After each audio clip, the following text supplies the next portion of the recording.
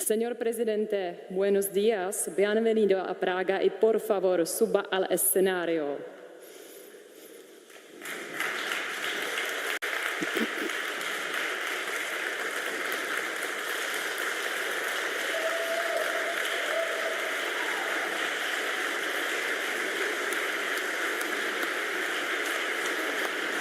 Bienvenido, felicidades.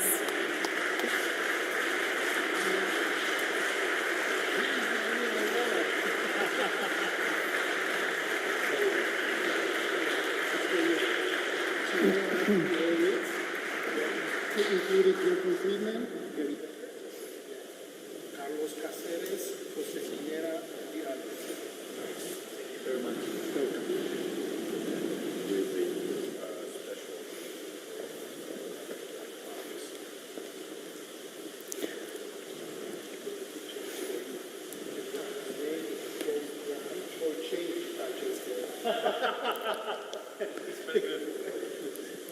Okay, thank you, gentlemen. Now it's time for the speech of the President of Argentina, Javier Milei, for his annual lecture. And the name of his speech is How to Tackle Inefficient Government. The stage is yours, Mr. President. Hola a todos.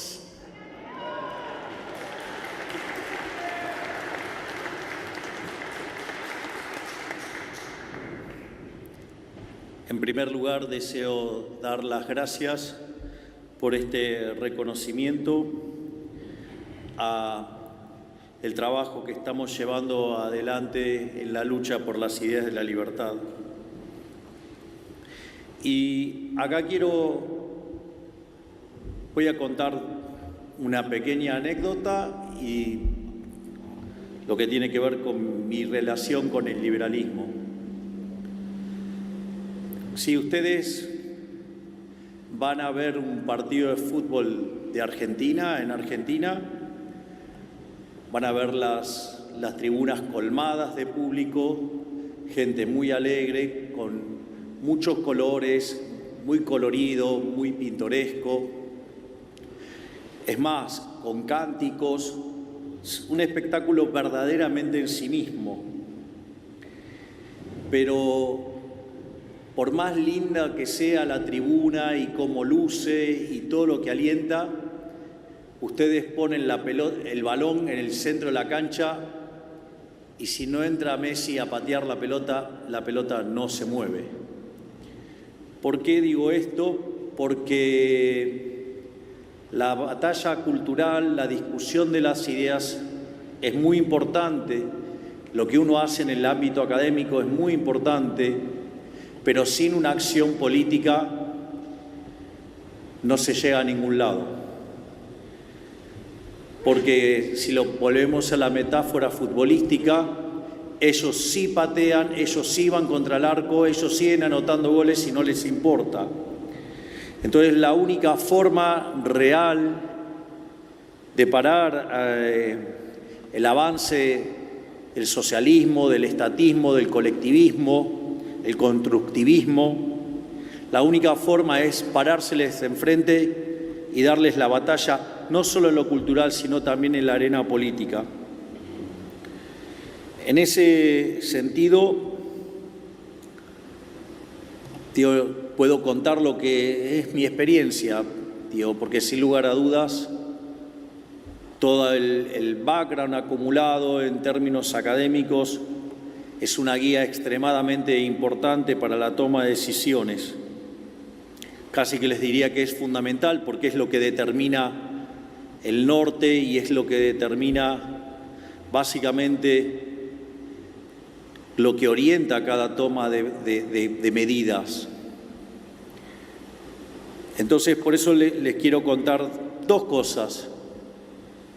Cómo fue que me hice liberal en una versión muy sintética y cómo lo estoy llevando a cabo. En realidad, en mi formación de base es de economista. En mi caso, como en la gran mayoría de los economistas, y eso surge a lo largo y a lo ancho de todo el país, no hay durante la carrera ninguna mención a economistas liberales. De hecho, yo suelo decir que si a un graduado economista en Argentina le preguntan quién es Ludwig von Mises, le va a decir que cree que es el 9 de la selección de los Países Bajos. En ese sentido, digamos, yo recibí una formación propia de lo que se llama un post-keynesiano, digamos, que sería un keynesiano con tintes marxistas. Después muté hacia el keynesianismo forté, después muté hacia los keynesianos del desequilibrio, después hacia los keynesianos neoclásicos, después, dada toda mi base matemática y en economía neoclásica, me convertí en un neoclásico acentuado, después terminé radicalizándome en esa situación y me alineé con la escuela de Real Business Cycle, es decir, con la escuela de los ciclos reales. Y cuando apareció la crisis del subprime, 2007, 2008, y el desequilibrio global, frente a la posibilidad de una nueva catástrofe en el planeta,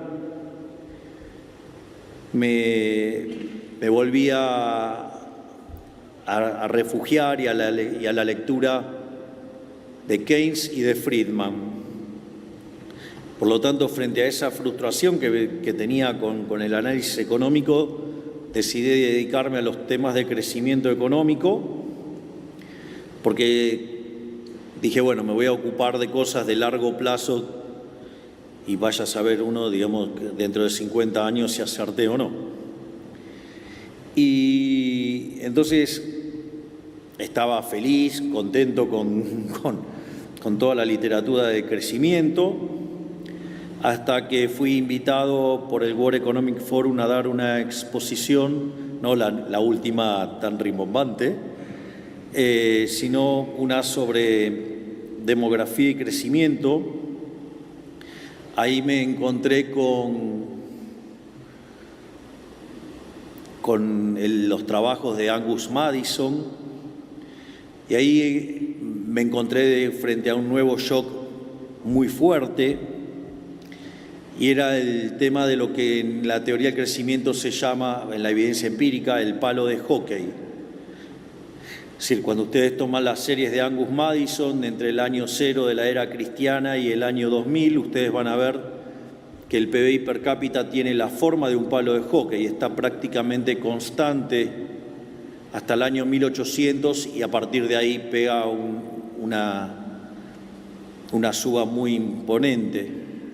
De hecho, en el tramo del año 0 al 1800, el PBI per cápita solamente crece 40%, y eso se da solamente luego del descubrimiento de América en el siglo XVI. Y eso implicaba que el mundo solamente crecía a una tasa del 0,02% anual, es decir, que se necesitaban 3.500 años para duplicar el PBI per cápita. Y lo otro que ve uno es que desde el año 1800 al año 2000 el PBI per cápita se multiplica 9 veces, pero en un contexto donde la población casi se multiplica por 8 veces. Es decir que en esos 200 años el PBI per cápita, el PBI, se multiplica por 72 veces. 70 veces aproximadamente. ¿Y por qué es importante esto? Porque ustedes tienen que se está incrementando fuertemente la cantidad de trabajo en la economía y sin embargo el producto crece más que proporcionalmente. Es decir, no se cumple el postulado de los rendimientos marginales decrecientes. Y aparece un problema que en la economía neoclásica se llama no convexidad. La no convexidad, que es un problema de índole matemática, en realidad está asociado con las estructuras de mercado concentrado. Y lo interesante es que cuando ustedes estudian microeconomía y miran las estructuras de mercado concentrados, es decir, les pongo el caso más violento, digamos el más extremo, que es el monopolio. Según la teoría neoclásica, los monopolios son malos. Y ahí aparecen dos preguntas, porque cuando ustedes miran en el 1800 la cantidad de gente que vivía en la extrema pobreza, es decir, con menos de $1 diario, era más del 95% de la población. Y cuando lo miraban en el año 2000, ese número había caído a menos del 15%. Entonces, y además los niveles de vida se habían multiplicado fenomenalmente. Entonces la pregunta es, ¿cómo puede ser algo que ha sido tan virtuoso para la humanidad en términos de bienestar y en términos de caída de pobreza, algo tan maravilloso como podía ser que la teoría económica, supuestamente la buena teoría económica, decía que eso era malo? Esa situación me perturbó muchísimo y eso me terminó llevando a algo maravilloso, que fue encontrarme con un artículo de Murray Newton Rothbard que se llama Monopolio y Competencia. Yo recuerdo que cuando recibí ese artículo, un artículo de 140 hojas, salí a almorzar en el trabajo y nada, me extendí y luego de 3 horas, cuando terminé de leer el artículo, dije: todo lo que enseñé de estructura de mercado durante los últimos 25 años está mal. Y ahí me convertí a la escuela austríaca. Es muy interesante lo que señala Rothbard en ese artículo, porque lo primero que uno tiene que considerar es que el planteo de la estructura de la economía neoclásica en términos de los monopolios, el primer error que comete es lo que Huxley dice la diferencia entre un buen economista y el mal economista. Es decir, son estructuras de un solo periodo y de un solo bien. Es decir, entonces ignora los efectos de equilibrio general, es decir, lo que pasa en el resto de los mercados, e ignora además la intertemporalidad. Por lo tanto, eso ya muestra que el análisis estaba viciado, que el análisis era incorrecto, que el análisis tenía graves problemas. No solo eso, sino que además ignoraba la posibilidad de sustitución. O sea, yo puedo, por decirlo de alguna manera, yo puedo tener el monopolio de producir Ferrari. Digamos, soy Fiat, y entonces tengo el monopolio de producir Ferrari. Pero no quiere decir que no tenga competencia contra un McLaren o contra, no sé, una Maserati o un Lamborghini. Por lo tanto, eso ya mostraba que había algunos problemas. Y por otra parte, tampoco era cierto que el monopolio tenía que ser malo, ¿no? Porque de hecho la definición original de monopolio, que corresponde a Lord Coke y es de donde la tomó Adam Smith, definía como monopolio aquel lugar donde el monarca o el príncipe o el señor feudal o quien fuera el representante del Estado determinaba que en el lugar donde él mandaba solamente una empresa podía vender un determinado producto. Es decir, pero claro, y si eso era violentado, le caía con toda la fuerza de la ley y eso podía implicar desde mandarlo a la cárcel o enviarlo al más allá. En ese contexto, lo que resultó claro es que entonces el monopolio es malo cuando es un monopolio impuesto por el Estado, cuando hay un solo oferente. Cuando hay un solo oferente, de hecho lo dice el propio Mises, enójense con el resto de los empresarios que no están ofreciendo el producto, no con el único que está ofreciéndolo. Y esto siempre lo suelo ejemplificar con un caso donde supongamos que tengo una situación donde tengo 10 empresas que están ofreciendo teléfonos celulares. Y ahora aparece una empresa que genera un nuevo celular que es de mejor calidad a un mejor precio. Naturalmente, las 9 empresas restantes van a quebrar. Y eso no tiene nada de malo, es propio de la dinámica del capitalismo. Es decir, las quiebras son parte del capitalismo, son parte del proceso. Aparece alguien que es más eficiente y va a la quiebra. Y en ese sentido, digamos, se produce una enorme ganancia de bienestar, porque ahora ustedes tienen un mejor teléfono que es de mejor calidad, además pagaron menos dinero por eso y ese dinero que se ahorraron, ahora lo pueden usar en otras cosas. Por lo tanto, además tienen una ganancia de bienestar, porque ahora además consumen más de otros bienes.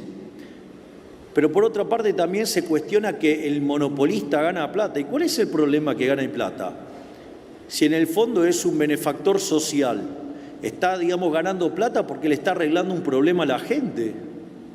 Y en ese sentido, digo, ¿qué puede hacer con todo ese dinero que está ganando? Bueno, una de las cosas que puede hacer es gastarlo, consumirlo. Por lo tanto, digamos, genera lugares de trabajo y mejores de condiciones de vida a partir de dónde está gastando en otro lugar. Bueno, ok, ahora no lo consume, ahora lo ahorra. Bueno, si lo ahorra, eso va a financiar inversión. Entonces va a generar que se creen nuevos puestos de trabajo en otros lugares de la economía y que permita, digamos, que siga creciendo la economía. Por lo tanto, de vuelta le está haciendo bien a todo el mundo.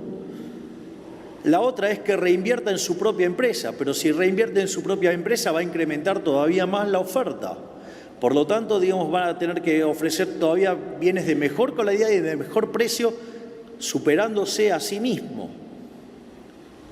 Y finalmente, digamos, supongamos que es un tirano y que le quiere arruinar la vida a la gente, entonces no va a hacer nada de eso y va a agarrar todo ese dinero que ganó y lo va a hundir en la tierra.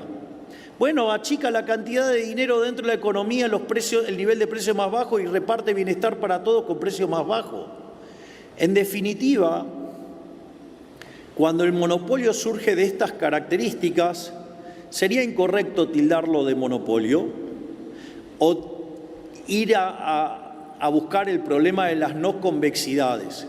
Pero ese problema en economía está porque después del daño enorme que causó la aparición de la teoría general de Keynes, y con todo el análisis económico desarmado y con la necesidad de rearmar el sistema de forma de pensar la economía como consecuencia de la destrucción que había causado el keynesianismo, ustedes podían optar entre la línea que venía de la escuela austríaca, pero que había quedado derrotada por la Gran Depresión, no porque fuera culpa de la escuela austríaca, sino, digamos, por cómo interpretaron los que interpretaron lo que pasó. Y por otro lado, ustedes tenían la línea de Walras. Entonces, se trabajó más en esa línea de la economía matemática, donde a partir del trabajo de Wall, que ya, digamos, era a inicio del siglo XX, aparecen economistas como Mackenzie, Arrow, Debré, Hahn, digamos, donde básicamente retoman esa forma de pensar a partir de la llegada de los teoremas de punto fijo de Brouwer y de Kakutani. Y la realidad es que la discusión del equilibrio era una discusión sobre la existencia, la unicidad y la estabilidad. Y el problema arranca, digo, cuando se mete en el medio del análisis el problema normativo, el análisis del bienestar, es decir, cuando meten a Pareto en el medio.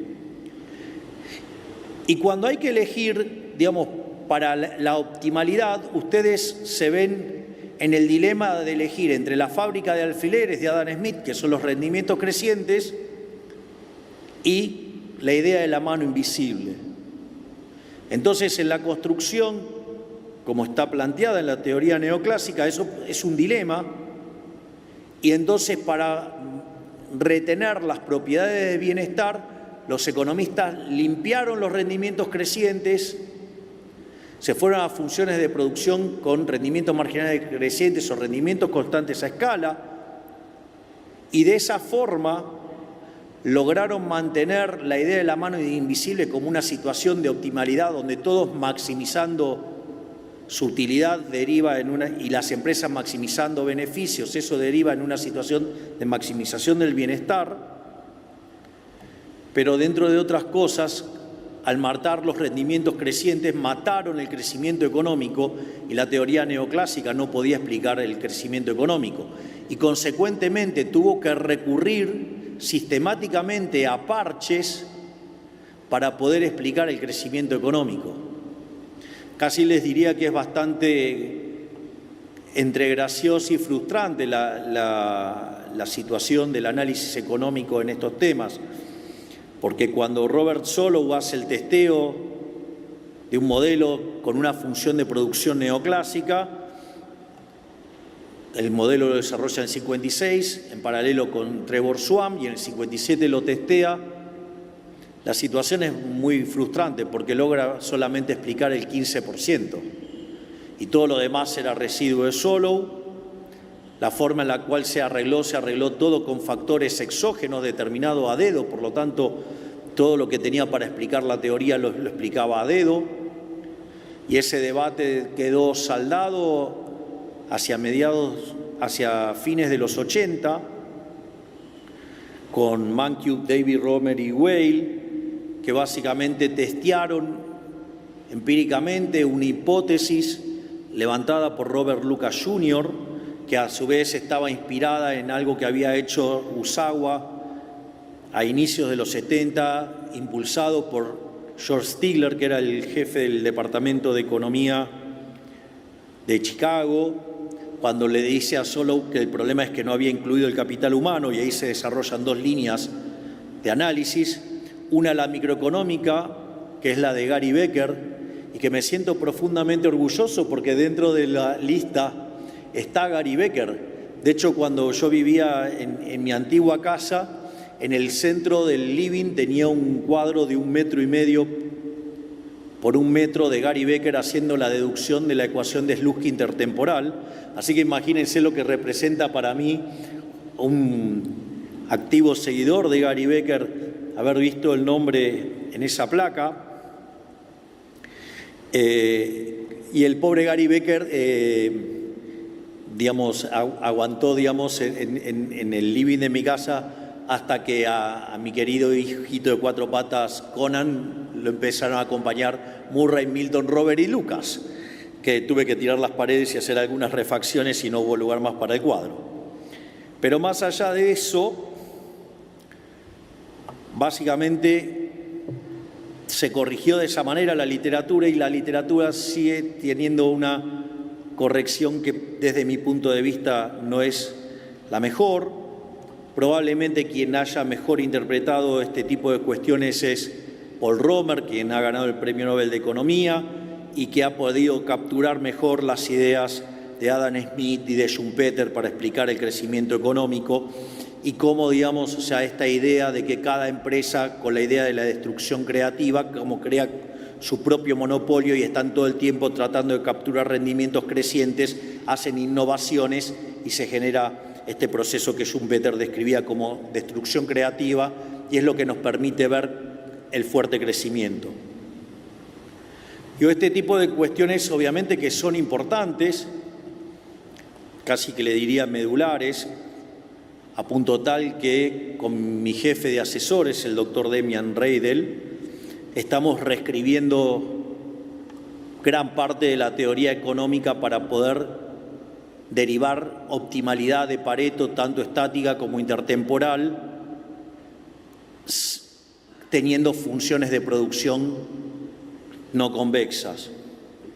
Es decir, que si nos termina de salir bien, probablemente me den el Nobel de Economía junto a Demian, pero eso es parte de otra historia, porque corregiría este problema del conflicto, desaparecería el conflicto entre la fábrica de alfileres y la mano invisible. Y esto Además, como vivo en Argentina y hemos padecido el drama de la inflación y el economista más importante de la historia argentina, que se llamó Miguel Sidrowski, que estudió en Chicago, su tesis fue tutoriada por Hirofumi Osawa y además era muy seguido de cerca por Milton Friedman. Una de las cosas a las que se dedicó Sidrowski fue a meterse en la discusión de la inclusión del dinero dentro de los modelos de crecimiento económico. Por lo tanto, esas dos cuestiones me llevaron a ser especialista en crecimiento económico y en dinero. Es decir, que en el fondo soy especialista en hacer crecer una economía y en terminar con la inflación. Y esto es interesante y además liberal-libertario en un país que hasta hace poco dominaban las ideas de la izquierda, hasta que en diciembre el 56% dijo que quería un cambio en favor de la libertad. Y en ese sentido es impresionante porque Argentina, que a fines del siglo XIX estaba en el grupo de los países más ricos del planeta, al momento en que nosotros llegamos al poder, Argentina estaba 140 en el ranking, con más del 50% de pobres, con una situación donde, siendo que Argentina produce alimento para 400 millones de seres humanos, con una presión fiscal en el sector que produce alimento del 70%, es decir, que el Estado se lleva el alimento de 280 millones de seres humanos, en Argentina hay 5 millones de personas que no le alcanzan para comer. Además, con la inflación acelerándose y, digamos, al momento en que nosotros llegábamos, en la primera semana de diciembre los precios venían viajando al 1% diario, que es el equivalente al 3.700 anual. En la segunda semana se había acelerado y empezó a viajar al 7.500 anual. Cuando nosotros ya estábamos en el poder, la inflación mayorista del mes fue del 54%, que anualizada da 17.000% anual. Y en ese contexto nos tocó llegar al poder, lo cual, digamos, no hay que llorar ni quejarse ni nada, porque en condiciones normales de presión y temperatura la gente no va a elegir un presidente liberal libertario. Lo interesante es que entonces resulta muy claro que Argentina tiene en lo económico dos problemas muy claros, es decir, el problema que no crece. De hecho, en los últimos 10 años el PBI per cápita cayó 15% y la inflación estaba absolutamente desbordada. Entonces, era claro que necesitaba un especialista en crecimiento y en dinero. Bueno, la gente no se equivocó, el 56% eligió el especialista en crecimiento y dinero, que es mi caso. Y en ese sentido, esa conversión que yo hice al liberalismo cuando leía a Rothbard y leía a Mises y leía a Hayek, a Walter Block, a Alberto Venegas Lynch-Hijo, a Hans Gemma Hoppe, a Jesús Huerta de Soto, a Miguel Ancho Bastos y otros tantos gigantes de las ideas de la libertad, se volvió un elemento determinante al momento de hacer política también, porque no solo la Escuela Austríaca de Economía tiene la parte vinculada al análisis económico, sino que además incluye, al hacer todo un planteo sobre la libertad y un planteo sobre la ética y la moral de la libertad. Por eso para nosotros es muy útil siempre cuando enfrentamos a un problema, es que siempre partimos de la definición de liberalismo.